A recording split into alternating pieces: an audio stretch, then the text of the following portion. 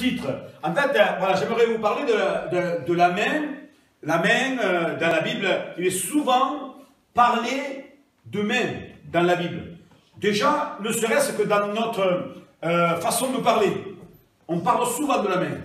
Par exemple, quand on dit se donner la main. On se donne la main pour une cause commune. Pour être ensemble, on dit, voilà, c'est ce qu'on appelle la main d'association. On se donne la main pour s'unir pour une même bataille. Prendre la main. Quand quelqu'un un enfant, par exemple, il a souvent besoin qu'on lui prenne par la main, déjà pour lui indiquer le chemin, et ensuite pour le rassurer. Je me souviens, voilà, pendant que je préparais ce message-là, je me souvenais à une certaine époque, donc c'était un 14 juillet. Alors c'est facile de s'en souvenir, parce que le 14 juillet, voilà, il y avait un feu d'artifice, donc dans la ville où on était, et donc à un moment donné, il y avait de la foule, il y avait du monde, et je devais avoir, je sais pas, 7-8 ans, et puis je me suis tourné, j'ai plus vu mes parents. Alors je ne vous dis pas la frayeur. Pendant un moment, je me souviens de la peur que j'avais pu avoir. Mais quand je les avais revus, après, je vous assure qu'ils ne me lâchaient plus la main. Donc la main, prendre par la main, serrer la main. On se serre la main. Voilà, il y a des pays qui sont un peu plus pudiques. Ils disent que par exemple, nous les Français, se faire la bise, c'est quelque chose que certains n'imaginent même pas. Et il y a des pays, par exemple, comme les États-Unis, ils appellent ça des hugs. Un hug, on se prend comme ça et on se serre. Voilà, mais nous en France, on serre la main. Une bonne poignée de main. Bon, nous à l'église, on a vite appris ce fameux verset où il faut se saluer par un saint baiser. Alors je ne sais pas si le baiser, des fois, il est toujours sain. Je ne sais pas s'il est toujours sain, mais en tout cas, voilà. Et par exemple, quand on voit quelqu'un, on serre la main. Les hommes politiques font ça. Hein. Partout où ils vont, ils en serrent des mains. Hein. Et oui. Et puis, il y a cette expression aussi qui nous dit, voilà, on va faire un vote, quand il y a un vote, par exemple, on va faire un vote à main levée. Voilà, pour montrer donc la voix, et puis pour faire un vote. Il faut savoir que dans la Bible aussi, donc, il est souvent parlé de main. La main de Dieu. La main du Seigneur. 1 Samuel, chapitre 5, et le verset 11. Non, tout d'abord, voilà, j'ai sauté un verset, pardon. J'ai sauté un verset. Voilà, c'est le verset d'introduction, en fait. Regardez. Non, la main de l'Éternel n'est pas trop courte pour sauver, ni son oreille trop dure pour entendre. Je vous laisserai lire chez vous à la maison, c'est Ésaïe 59, donc la suite du pourquoi, du comment, pourquoi le Seigneur il n'agit pas. Ésaïe 59, et vous verrez que ce sont les crimes, que ce sont les cœurs, que ce sont voilà, les choses, le péché qui cache sa face et l'empêche à ce qu'on l'écoute. Et donc, ici, déjà au travers de ce verset, il dit que non, la main de l'Éternel n'est pas trop courte. Ça nous montre que, en fait, Dieu qui est dans les cieux, mais comme on a vu samedi, que sa présence, elle est au milieu de nous, eh bien, par sa main puissante, il peut intervenir au milieu de nous. Et c'est déjà arrivé. Et, par exemple, je vous le disais, il y a 2 semaines, 2 semaines, pendant que je prêchais dans une réunion d'évangélisation, une dame a été délivrée. Délivrés. Alors que la Bible nous enseigne qu'en fait, il faut imposer les mains. Ils s'imposeront les mains aux malades, les malades seront guéris, mais Dieu, il est souverain, il fait comme il veut. Elle est venue me voir, et ça se voyait dans son attitude, dans ses réactions, elle était délivrée simplement par la prédication de la parole de Dieu. Donc le Seigneur, il étend sa main. Et à chaque fois qu'on se réunit, surtout, frères et sœurs, chers amis, surtout, n'oublions pas que Dieu peut intervenir dans n'importe quelle situation. N'importe quelle situation, le Seigneur, il est capable d'intervenir. Et c'est pour ça qu'il dit non, non, la main de l'Éternel n'est pas trop courte pour sauver, ni son oreille trop dure pour entendre. Des fois, il y a des prières. Alors, on sait que c'est le cœur qui parle. Et des fois, il y a des prières. Moi, je connais par exemple, alors je ne dis pas de nom parce que sinon ils vont se reconnaître. Mais, par exemple, quand il prie, ben les murs, on dirait qu'ils vont trembler, que les murs tremblent même. Et il y a une puissance dans la voix, alors c'est leur façon de s'exprimer, hein.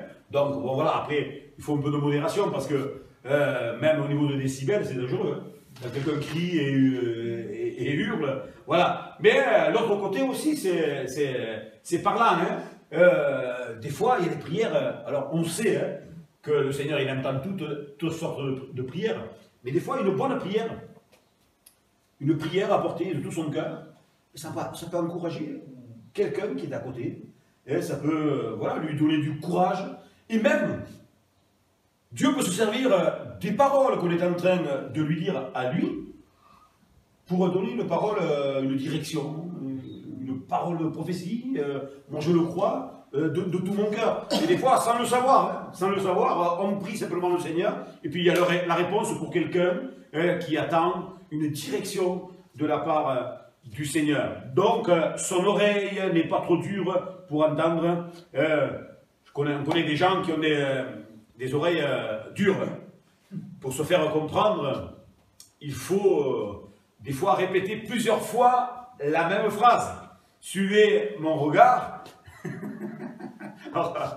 C'est juste là-bas derrière. Voilà. Et regardez, elle ne m'entend même pas. C'est ce que je viens de dire. Comme quoi c'est l'image. Je parle que des fois on est dur d'oreille. C'est bon.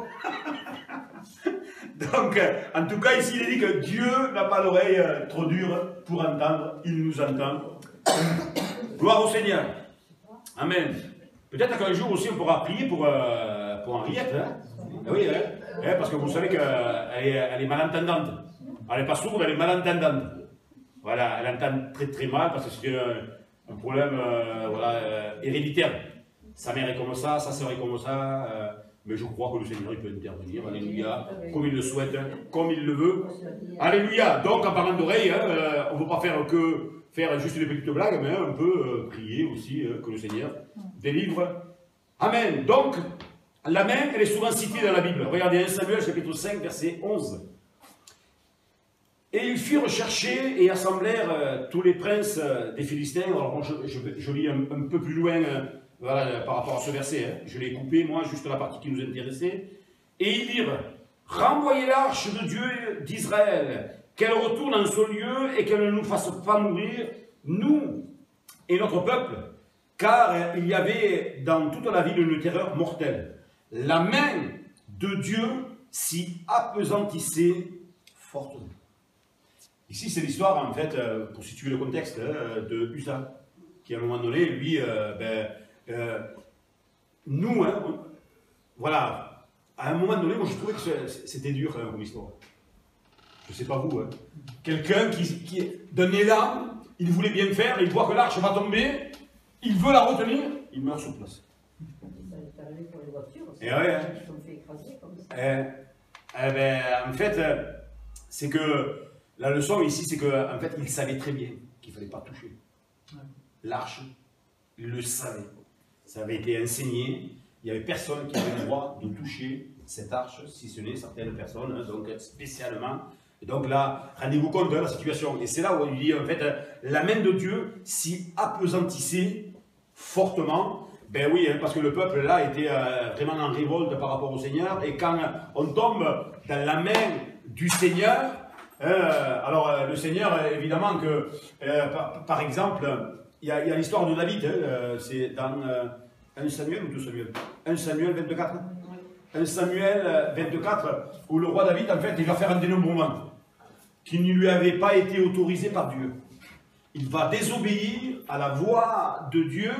Il va lui faire un dénombrement, vous savez pourquoi? Pour faire montrer sa gloire. Pour faire voir, pour compter hein, les hommes qu'il avait donc sous sa responsabilité. Et donc, à un moment donné, donc, ça lui est monté à la tête. Ça, c'est le propre de l'homme. Quand il a du succès, ça lui monte à la tête, il oublie Dieu. Et donc, il va faire un dénombrement. Sauf que Dieu va lui dire, bon, tu as fait un dénombrement, tu as péché contre l'Éternel. Et maintenant, il va y avoir une sanction. Parce que Dieu est juste. Il va y avoir une sanction. Alors, il y a 3 sanctions qui lui sont proposées. Et dans une des 3, c'est Dieu qui envoie le châtiment. Et David va dire, je préfère tomber sous le châtiment de Dieu, parce que je sais qu'avec lui, il peut m'envoyer quand même sa miséricorde. Donc il avait choisi. Alors c'était ça un peu le contexte. Hein. La main de Dieu s'y appesantissait fortement. Dans le Nouveau Testament aussi, il nous est parlé de la main. Regardez, quand la main de Dieu est sur quelqu'un, la main du Seigneur est sur quelqu'un. Luc 1, 66, il est dit à propos de Jean-Baptiste, la main du Seigneur était sur lui. Et oui, hein, on est contraint de constater que la main de Dieu était sur lui. Rendez-vous compte, cet homme qui s'habillait avec un habit peu commun, donc fait de poils d'animaux, tout ça, il mangeait de sauterelles, donc c'était un peu un marginal. Et puis cet homme, il se plante là, devant les gens, il leur dit, repentez-vous, race de vipère. Voilà, il faut que vous vous repentiez, qui vous a appris à fuir la colère à venir. Si la main de Dieu n'avait pas été avec lui, je pense que d'autres lui auraient posé leurs mains sur lui et l'auraient saisi.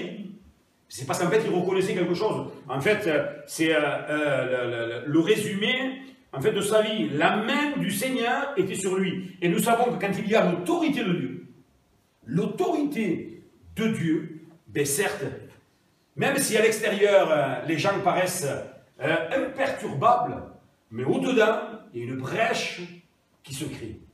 Et ça, nous devons l'entendre, chacun d'entre nous.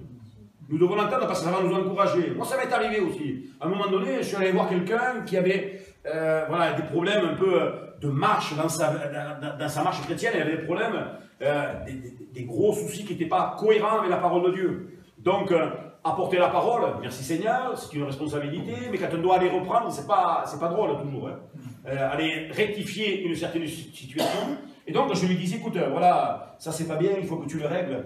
Je vous assure, il me regardait de haut, avec un aplomb terrible. Alors, il me sortit toutes sortes d'arguments. Alors là, quand c'est comme ça, on essaie d'être calme.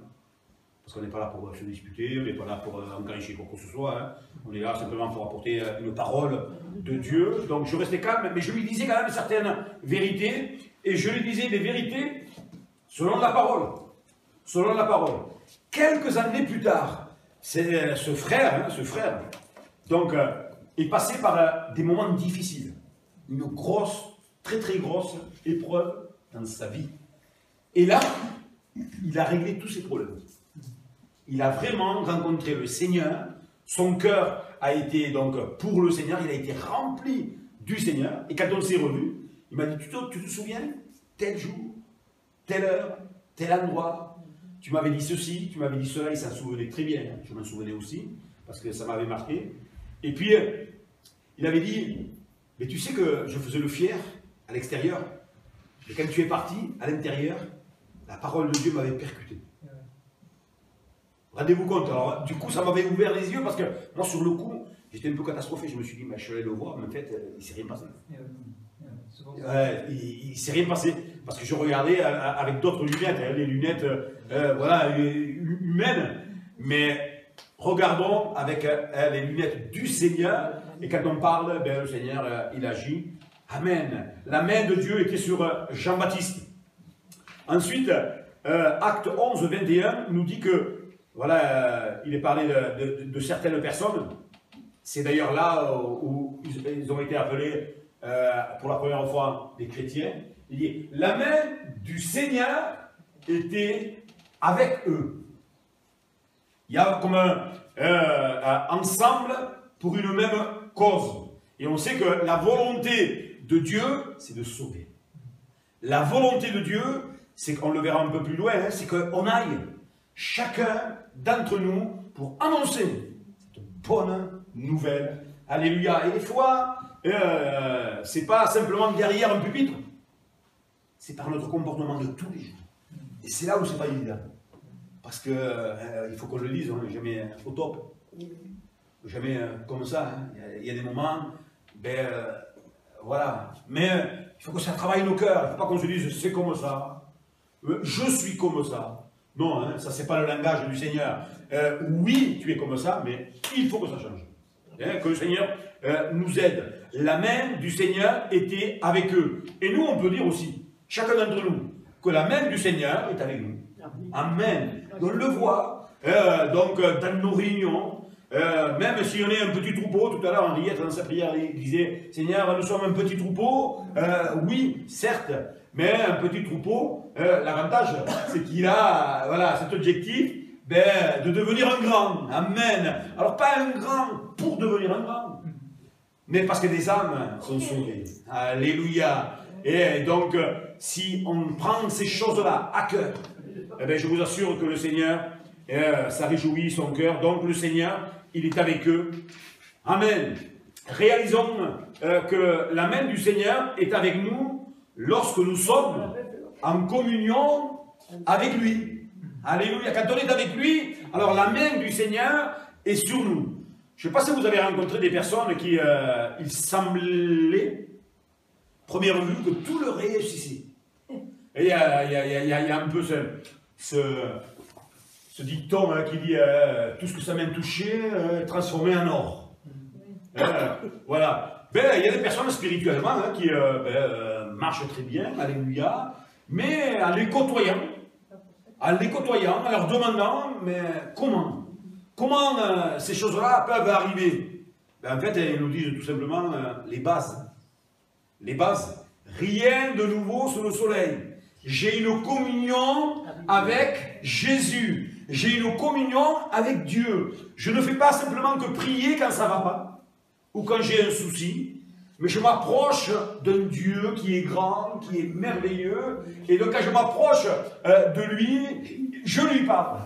Il me parle, c'est un dialogue, il y a une confiance qui s'installe, qui est là, et donc c'est là le secret en fait. Hein. C'est dans cette communion que nous ne puissions jamais oublier, cette communion avec le Seigneur. On sait que, en fait, quand la main du Seigneur est sur nous, ça peut nous orienter, ça peut vraiment nous aider ici-bas. Et oui, quand la main elle est sur nous. La main, elle est très importante pour travailler. Une main, c'est très très important pour pouvoir travailler. Et en fait, on voit que, là on voit la grandeur de Dieu, simplement en regardant la main. On voit cette harmonie.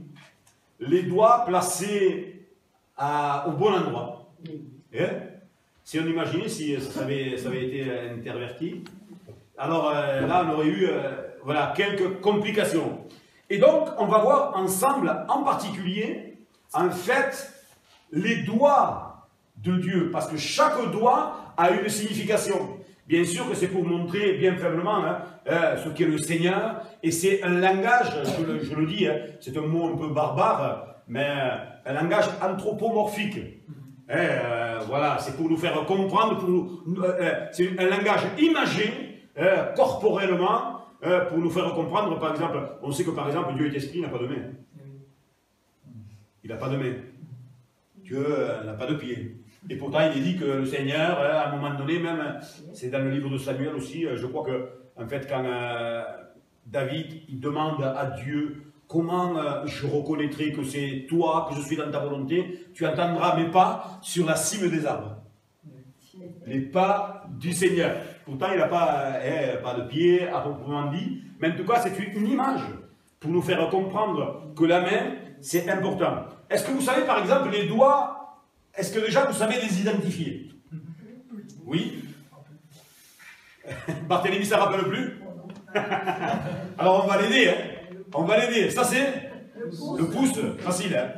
Alors celui-là, l'index. Celui-là, le majeur, l'annulaire et l'auriculaire. Mais on va le voir ensemble, Barthélemy. Ne sois pas en panique. Ne sois pas paniqué. On va le voir ensemble. En fait, individuellement, un peu voilà, rapidement. En fait, distinctement, on va voir que finalement, l'auriculaire, c'est l'image pour écouter et entendre. Parce qu'en fait, ce petit doigt, il a une bonne utilité. Hein. Vous la connaissez. Des fois, je prêche, je vous vois faire. Et puis, des fois, vous me voyez faire aussi. Et oui, c'est comme ça, ça sert un peu. Voilà. En fait, c'est un peu l'image aussi pour écouter et pour entendre. Regardez ce que nous dit Jacques 1,22. Mettez en pratique la parole. Ne vous bornez pas à l'écouter. Et il est vrai que c'est le propre de l'homme. Hein. On écoute, on écoute, on écoute. Si on pouvait mettre bout à bout toutes les prédications qu'on a entendues, toutes les paroles dans la Bible qui à un moment donné nous ont percutés. Alors des fois sur un coup d'élan, d'émotion, on se dit ah ça y est, c'est la bonne. Et puis on n'écoute pas, on n'entend pas ce que le Seigneur veut nous dire. D'ailleurs, il y a cette parole qui est là et qui me touche. Hein. C'est quand comme une certaine tristesse dans le cœur du Seigneur Jésus, quand il dit oh combien de fois Israël, j'ai voulu vous rassembler. Comme une mère, hein, comme une poule rassemble donc ses petits, mais vous ne l'avez pas voulu. Vous n'avez pas voulu, vous n'avez pas entendu, vous n'avez pas voulu comprendre. On sait que finalement l'obéissance vaut mieux que les sacrifices. Nous, on est davantage prompt, on est prompt à faire des sacrifices. Finalement, parce que ça ne va pas coûter, hein, surtout des sacrifices qui ne coûtent pas trop. Bon, après, il y a certains qui offrent des sacrifices qui coûtent. Bon, voilà, chacun, c'est personnel. Mais en tout cas, le Seigneur, ce qu'il veut, c'est l'obéissance. C'est que l'on soit obéissant, qu'on ne se borne pas à écouter les paroles. C'est pour ça que je dis régulièrement, voilà, bon, ici, oui, on me l'a déjà dit, hein, merci Seigneur, quand même. Par exemple, j'amène la parole à Béziers, et puis à la fin, on dit au revoir aux gens. Oh, merci, hein, c'était bon ce matin. Hein. C'était la prédication, elle était bonne. Et moi, il y a toujours dans mon cœur un peu, voilà, cette prière, dire, Seigneur, voilà, que, en fait, tu fasses, que non pas seulement cette prière, cette prédication soit bonne, mais qu'elle soit entendue. Et qu'elle soit mise en pratique. Parce que moi, ça m'est arrivé au début de ma conversion, hein, des prédications, oh là là, le prédicateur, il a mené une parole qui venait de Dieu. Puis ça rentrait par là, par là. Je vais vous dire, par exemple, quelque chose qu'on a vécu mardi dernier. Mardi dernier, vous connaissez Frédéric Cavaillé, hein. Bon là, il ne monte pas trop parce qu'il monte plus sur l'Odève, hein, mais à une époque, il venait aussi ici. À Bédarieux, pardon. Et en fait, mardi dernier, c'est lui qui prêchait. Juste avant que la réunion commence, on avait une discussion avec Gabriel et William. On parlait tous les trois, on était sur l'estrade, on préparait la réunion, on était tous les trois à la musique.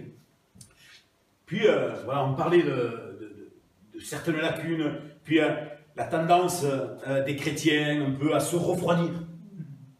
Voilà, des fois, je ne sais pas, hein, on prend un chant qui nous parle de l'amour de Dieu, ça ne touche plus. Chante, c'est tout, voilà, les bras croisés, il n'y a pas d'émotion, on peut chanter les bras croisés, hein, c'est pas ce que je veux dire, mais on sent comme un certain détachement. Et donc lui, sans savoir quoi que ce soit, donc il vient, donc on fait des chants, après les chants, après la louange, donc il vient, c'était à son tour de prêcher, et il amène une parole, je vous assure que ça venait vraiment de Dieu. Une parole qui venait de Dieu. Et donc, nous, on s'est dit, Henriette était à côté de moi, on s'est dit, enfin, il y a une parole qui est apportée, le peuple va obéir. Mais vous savez quoi, à la fin de la prédication, on s'est levé, on s'est parti, comme si rien n'était. Je vous assure, j'étais triste. On est resté un peu avec Gabriel est pareil, hein, on était triste parce qu'on s'est dit, en fait, le Seigneur a secoué, il nous a interpellés pour qu'on réagisse. Et c'était le moment de pouvoir s'humilier et de vivre cette prière, hein, ce conseil que le Seigneur nous donne de 2 Chroniques 7,14. Si mon peuple sur qui est invoqué mon nom s'humilie, prie et cherche ma face, alors je l'exaucerai. Et c'était ce moment-là, c'est ce qu'il fallait vivre. Alors on a essayé évidemment, hein, avec un chant, mais on sentait que ça passait dessus. Ça c'est terrible. Ça, c'est terrible. Et je crois que ça touche le cœur de Dieu. Alors, ne sommes pas insensibles. Quand il y a une parole qui est pour nous, ben, on doit être pro à dire oui, c'est moi. Gabriel le disait, mais je le dis aussi ce soir. Des fois, ça m'est arrivé aussi à un moment donné. Hein. Par exemple, une parole qui me concernait, à un moment donné, qui me concernaient, et puis moi je me dis, mais quand même, les gens me connaissent. Hein, ça fait tant d'années que je vais à l'église, je ne vais pas répondre à l'appel, qu'est-ce que les gens vont penser, vous rendez-vous compte, hein? Bon, évidemment que plus tard, le Seigneur m'a encore appelé, il m'a repris, et alors là, dès qu'une parole s'adresse, moi, pas de honte, hein, au contraire, le Seigneur veut toucher, veut bénir. Alléluia. Mais soyons de ceux qui obéissent à tout ce qui est dans la parole de Dieu. Voilà. Que vraiment, on se laisse travailler, changer, perfectionner. Amen. Tout à l'heure, on a chanté que ma vie soit une fleur. Ah, c'est pas du romantisme, ça n'a rien à voir avec ça. Hein. Mais que, en fait, ma vie sente bon. Alléluia. Qu'il y ait de la joie, qu'il y ait l'amour de Dieu manifesté en moi, que ce soit comme instinctif. Par exemple, je peux être là, quelque chose va tomber instinctivement, sans réfléchir. On va essayer de l'attraper après, on ne sait pas si on va avoir assez de rapidité, mais là qu'on soit instinctif par rapport aux besoins des gens. Voilà, surtout quand vous allez faire les courses, partout où vous allez, je sais que vous le faites, hein, c'est simplement un rappel, partout où vous allez, Seigneur, sers-toi de moi. Je vais faire les courses, Seigneur, si peut-être il y a un malheureux qui te cherche et qui ne te connaît pas, ben, Seigneur, que je puisse avoir l'opportunité de lui parler. Fais que les circonstances, voilà, suscite les circonstances pour que je puisse lui parler. Alléluia. Et le Seigneur, il va nous utiliser. Alléluia. Que son nom soit béni. Amen. Écoutez et entendre l'auriculaire. L'annulaire, non pas l'annuaire, l'annulaire, en fait, ça veut dire l'alliance. Et oui, hein, c'est là où on met l'alliance. Et oui, hein, on met l'alliance. Et en fait, apparemment, certains ont dit, c'est à vérifier, hein, qu'il y aurait une veine là qui monte jusqu'au cœur. En fait, voilà, c'est l'alliance, c'est pour ça qu'on met l'alliance, quand on pense à alliance, le Seigneur est un Dieu d'alliance. Moi, quand je réalise que Dieu, qui est grand, qui est merveilleux, en fait, a voulu faire alliance avec nous, c'est quand même quelque chose de merveilleux. Hein. Il a commencé à le faire déjà avec Abraham. Regardez, Genèse 17, verset 7. J'établirai mon alliance entre moi et toi et tes descendants après toi, selon leur génération. Ce sera une alliance perpétuelle, en vertu de laquelle je serai ton Dieu et celui de ta postérité après toi. Alléluia. Un Dieu d'alliance. Dieu qui appelle un homme comme Abraham à dire maintenant, lève-toi. Tu quittes l'endroit où tu es. Tu quittes ta patrie. Tu prends tes affaires et tu me suis. Nous, quand on le lit, on se dit, waouh, quel homme. Il a obéi, il s'est levé, il a pris ses affaires, il a pris sa famille et il est parti. Il y aura un combat dans son cœur. Vous ne pensez pas? Dans son cœur, il y aura un combat. Seigneur, est-ce que c'est bien toi? Et puis, apparemment, bien sûr, hein, il avait une communion avec Dieu qui était quand même quelque chose de profond. Et puis, je ne sais pas si vous l'avez remarqué comme moi, hein, des fois on reçoit une révélation, mais de là à la communiquer, c'est autre chose. Alors essayons d'imaginer qu'à un moment donné, voilà, ils reçoivent cette révélation de partir, de tout prendre et de partir. Après, il fallait qu'il convainque, parce qu'il y avait sa famille et ses neveux, surtout il y avait sa femme. Aller convaincre sa femme pour lui dire, bon voilà, le Seigneur m'a parlé. Et qu'est-ce qu'il t'a dit? Ben, il a dit qu'il faut qu'on parte. On parte. Où ça? Je ne sais pas. Et oui, parce qu'il est dit qu'en fait, Abraham, il partit sans savoir où il allait. Nous, on veut savoir. Moi, je suis comme vous. Hein. On aime bien savoir le pourquoi, du comment. Seigneur, voilà, ta volonté. On aime savoir un signe qui vient de toi. Nous, c'est comme ça que ça s'est passé. Hein. Je vous l'ai expliqué. Hein. La raison de notre départ pour aller sur Carpentras, on ne voulait pas, nous, je vous l'ai dit. Hein. Nous, on voulait rester là, puis à un moment donné, j'ai prié, puis il y a eu vraiment une direction de la part du Seigneur. Mais ça se fait pas sans déchirement. Voilà. Puis cet homme-là, à un moment donné, il est parti. Et puis une fois qu'il est parti, le Seigneur lui a dit, j'établirai mon alliance entre moi et toi. J'établirai une alliance. Ensuite, en fait, il y a eu une autre alliance, hein, un peu plus tôt. Vous vous rappelez cette alliance, hein? C'est l'arc-en-ciel. Vous vous rappelez avec Noé, où le Seigneur dit, bon, maintenant, à partir de maintenant, je ne détruirai plus ce monde par l'eau. Donc, je fais une alliance. Et donc, il y a cet arc-en-ciel. Et en fait, en tant que croyant, après un orage, quand on voit l'arc-en-ciel, on pense toujours à cette histoire au Dieu d'alliance. Et oui, c'est beau, hein, toutes ces couleurs qui sont là. Mais en fait, l'alliance,